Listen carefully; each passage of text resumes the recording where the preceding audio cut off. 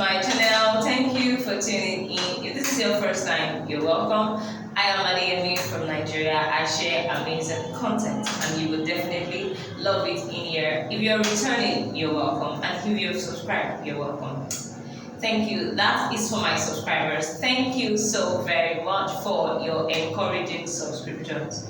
That's what your subscription does to me. It encourages me to do better.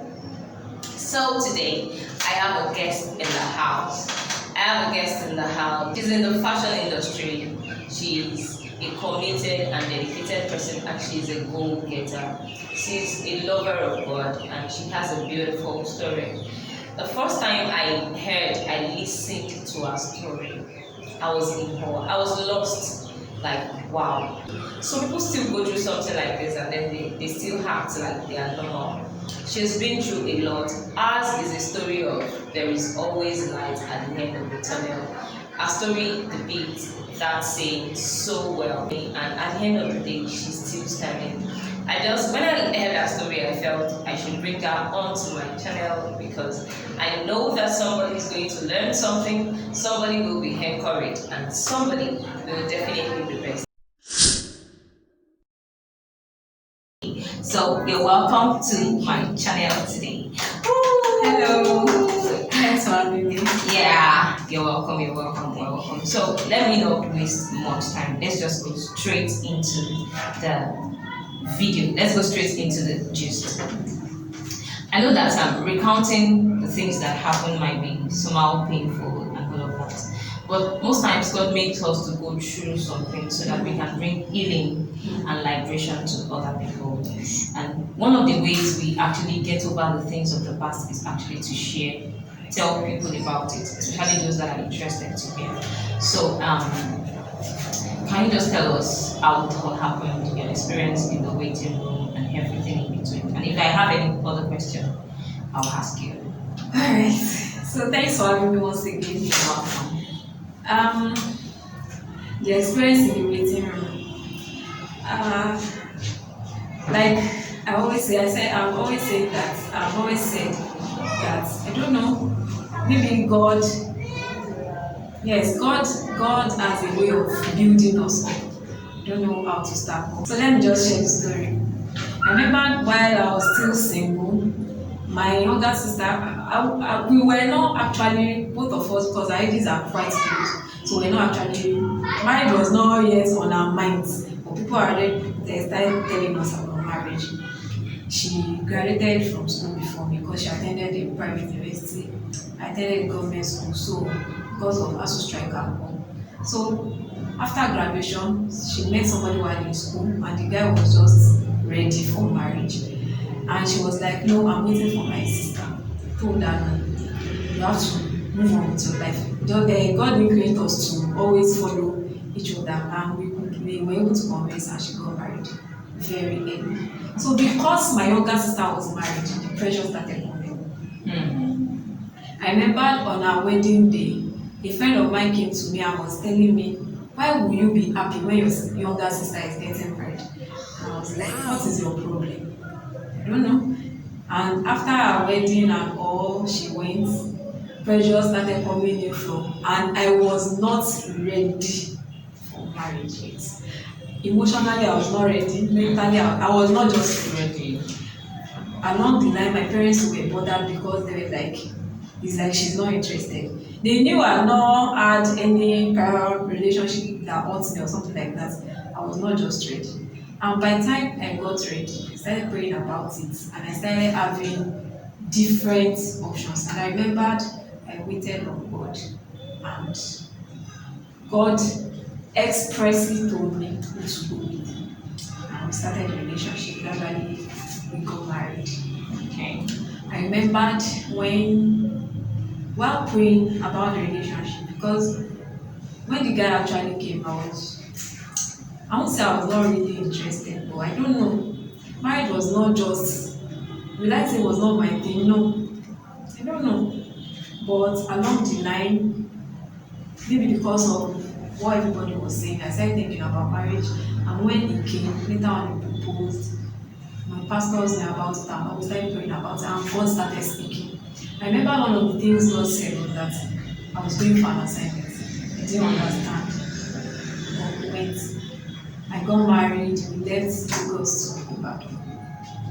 And we started the marriage like that it was. Sorry, please. Sorry for cutting you. Let me ask this question. So, will you say that the pressure from people actually influenced your decision to say, okay, let me now start praying for who to settle down? You say it played a role in actually making you desire to be married. I won't say pressure actually. Because you know it will get to a time in your this life. You know it's time. Yeah. I had suitors all around me. So I just had to talk to myself that maybe because of the bad things I was hearing about marriage, that was what was just discouraging. I had to tell myself that I'm different. At least my parents were okay. So like, what's wrong with getting married? And when God spoke to me about this person that was here, I felt yes, it's time. Since God actually spoke, but that was the first time God talked to me about choosing somebody for marriage.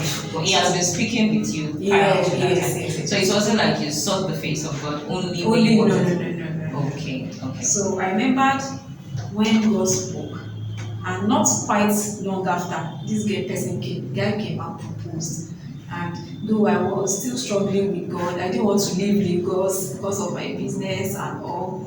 But with time, I had to just budge. And when the marriage started, that's why I don't know. I tell people that marriage is not what people say it is. Because yes, I loved him. I loved him at that point in time. But as the marriage grew, I realized the love was getting better. It was not reducing like Seriously? what we're told. I'm just learning this now. Because in my mind, and one of the fears I have about marriage is that, am I sure this thing is going to continue like this? Seriously. That's why when God is in it, it's different. That's what I tell people. Now, if they tell me, I know I'm still going to get married. And I tell people, now I know I'm under serious pressure right now to get married again. But you know, there's this thing I tell my parents a lot. I tell them that the only reason I'm going to get married again is because of the experience I had in the last one. It was near perfect. So so I remember when we started, the marriage started on a good note. Okay, what year was that? That was in 2015, September. Married September 15. September 15. I haven't forgotten it. Wow. That's a good one. Yeah, you're getting over it. Seriously, that's a good one. I can't really remember the date. September 19th, Okay. 2015. So got married, went to Ibadan, went for the honeymoon and came back. He was actually an only child. And I remembered when people were telling me it's not easy to get married to an only child, blah blah blah, his mom will be an issue. I told them I'm different. I'm a lovable person. Yeah, she will see me and love me. But unfortunately, I got there, the story was different. I got there, the relationship between me and my husband was perfect. But you know, in Africa, you can't say you are married to a man. You are married to his entire family. I started having issues. I didn't really know. I was wondering what the issues were. I think maybe different upbringing and all. I was having issues with my mother-in-law. I was having issues. She didn't like my dressing. She didn't like a lot of things about me, and I could not just change because I knew if I changed, I was just pretending. One of the issues we had was place of worship. She wanted me to join her church. Which was? One of these, I don't want to mention them, so I told me as okay. Is it a new generational church? No, all these, not Orthodox, is a one-man church, but their doctrines are quite different. They call themselves Pentecostal actually. So when I remember telling my mom about it, and my mom was like, see, your church does not mean, your denomination does not take you to heaven. Why not just oblige and see? So I promised that I would attend. I started attending. But after a month, I felt drained. I was not gaining anything Nothing, no word, nothing. They were just feeding them with fear. Mm. And I could not stand it. I could not stay. I left. I went back to the youth church. So your husband was going to that same We church? were going together, but it was going because of me. Oh. So when I told him I could not go again, he told me, I told you. So we had to go back to where we were coming from. And that caused issues.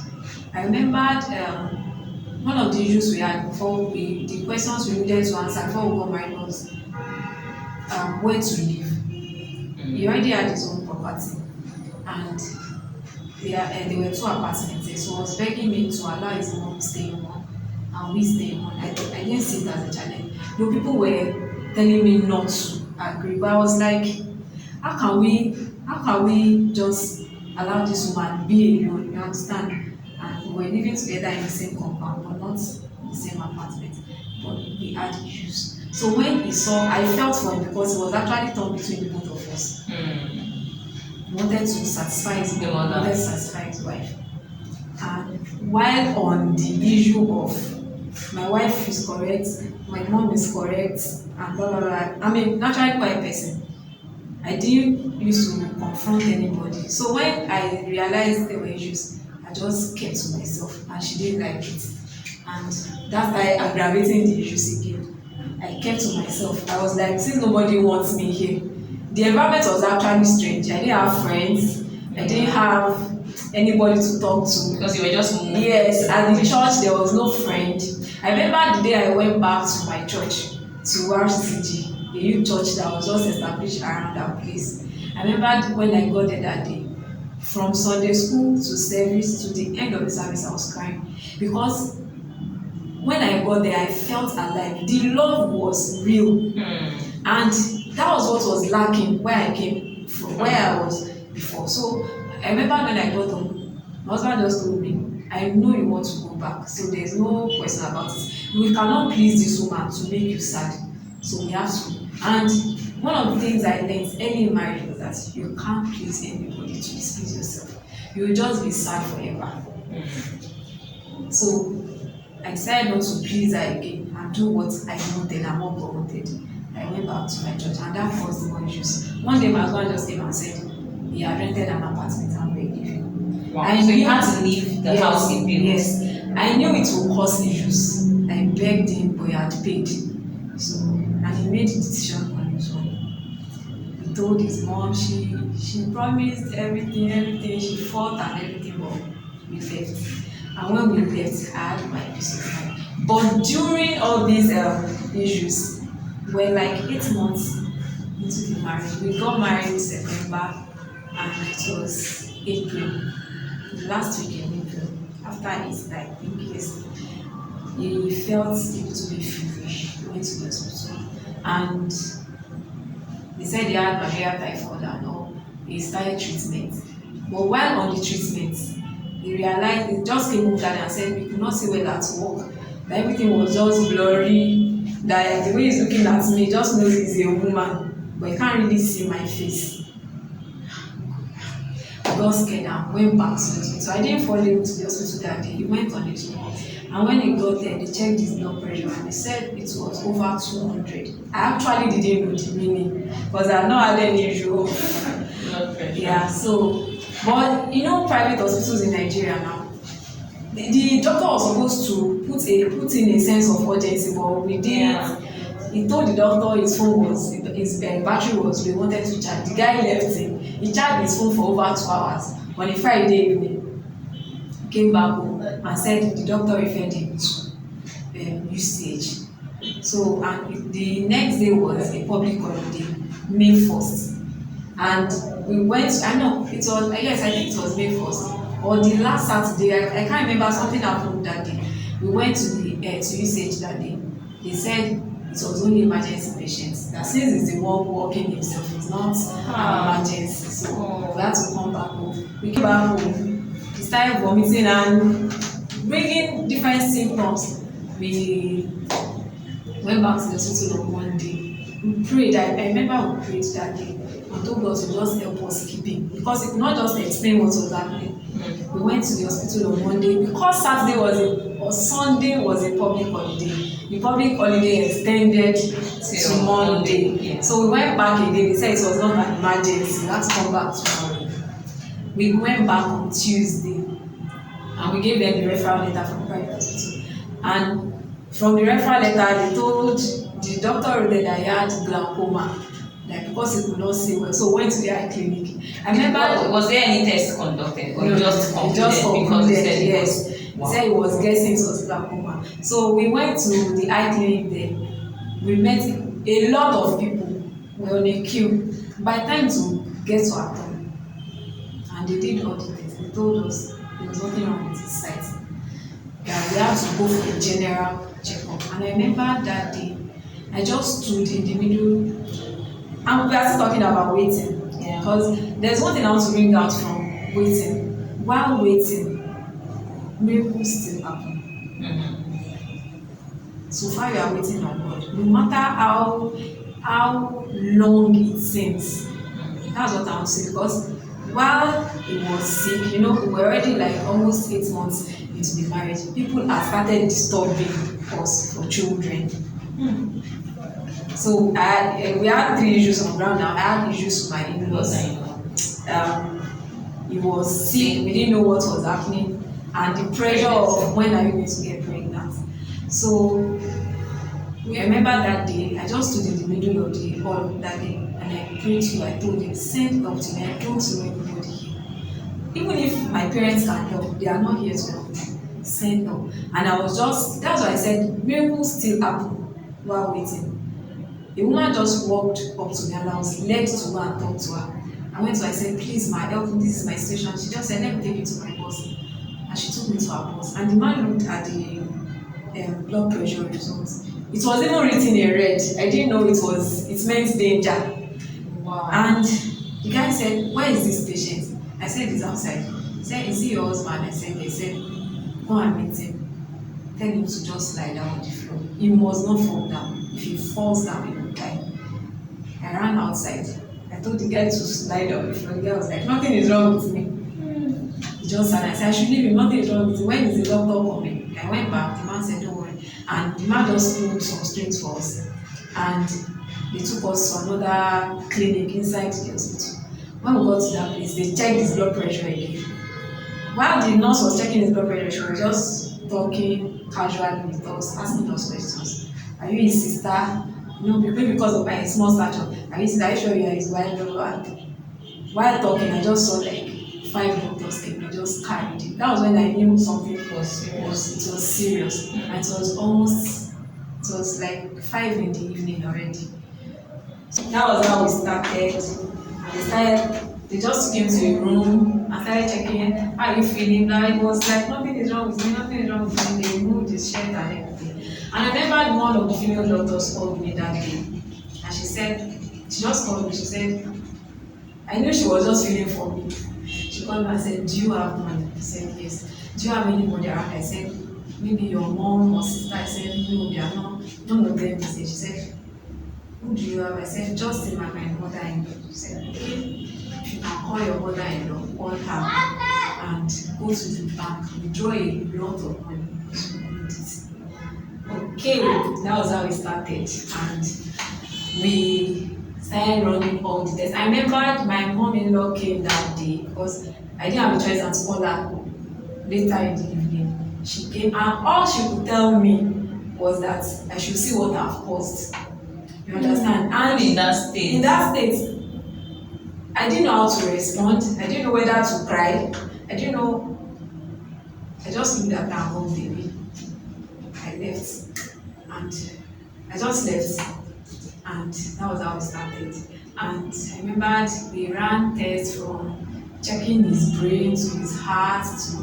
At the end of the day, we realized he had chronic kidney disease. Chronic kidney disease. Wow. And that was how we started. Wow. I didn't actually know the meaning. I remember that day I called my dad and told him this is what the doctor said. I was like, he doesn't know the meaning, but just know that we can fight this thing together. Don't be scared. Don't be. And we started, I was just saying to myself, we can fight this thing. We can fight this thing.